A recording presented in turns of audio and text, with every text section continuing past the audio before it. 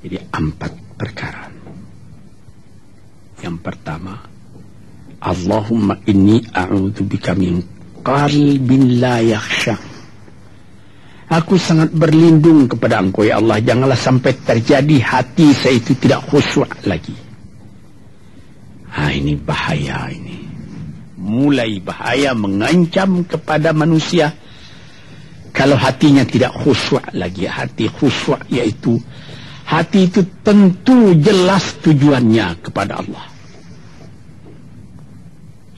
Allah menjadi pegangannya. Allah menjadi bentengnya. Allah menjadi ingatannya. Allah menjadi tujuannya. Dan kepada Allah dia kalau sembahyang menghadapkan diri, menghadapkan hati, maka permohonan kita yang pertama kepada Tuhan, ya Tuhanku, janganlah sampai hati saya ini tidak khusyuk lagi. Sebagai orang Islam, kita sembahyang 5 waktu. Di dalam Al-Quran dikatakan sembahyang itu ialah khusyuk, terpadu ingatan kepada Tuhan.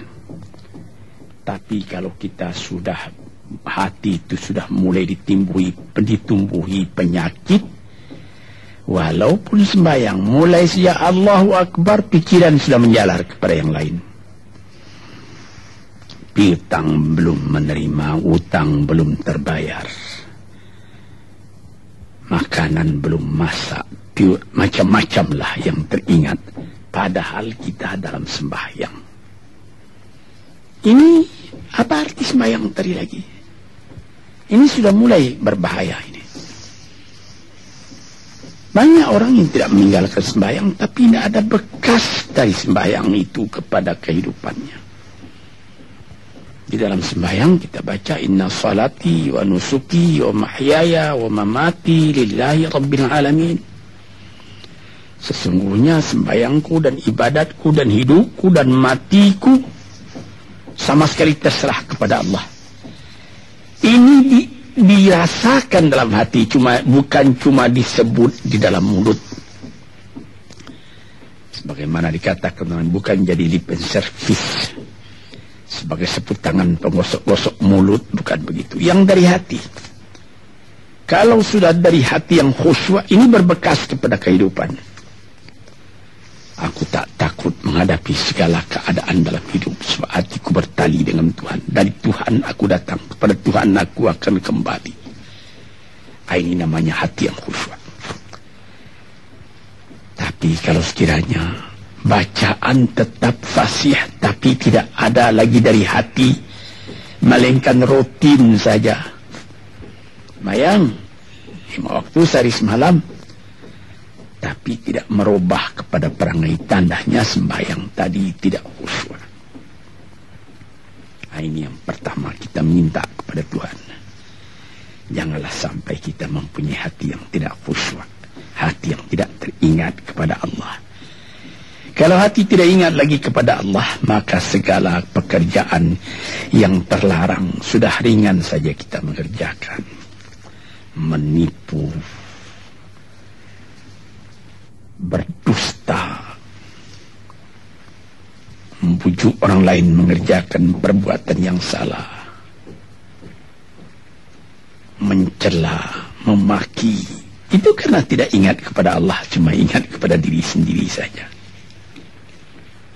Ini yang pertama. Yang kedua dikatakan, wa min ilmin la yanfa'.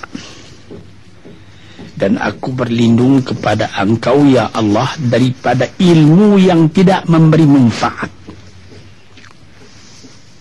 Padahal disebutkan oleh ahli-ahli, ilmu yang memberi manfaat itu membawa manusia kepada iman. Al-ilmu yad'u ilal iman. Ilmu itu membawa manusia kepada iman. Sekarang sudah ilmu banyak, tapi tidak membawa kepada iman, melainkan membawa kepada celaka. Sudah maju kepandaian orang, ilmu pengetahuan orang, teknologi orang, sains orang, knowledge orang, dan segala macamnya, tapi tidak ada manfaatnya kepada manusia. Cuma bahaya karena ilmu tadi yang datang kepada manusia. Sebagaimana ilmu manusia di abad ke-20 yang sangat penting, yaitu tentang tenaga atom. Maka timbullah bom atom, bom hidrogen, nuklir, sehingga manusia diancam sekarang ini oleh bahaya atom itu di mana-mana. Apabila kita lihat di televisi bagaimana mengadakan demonstrasi di Australia, di Jerman Barat, di tempat-tempat yang lain, melihat bagaimana bahaya atom itu kalau terjadi perang dunia yang ketiga. Ya Rabbi ya Karim, bom atom yang jatuh di Hiroshima itu belum ada artinya dibandingkan dengan bom yang sekarang, yang sedang disimpan oleh kerajaan-kerajaan, oleh negara-negara besar untuk menghancurkan.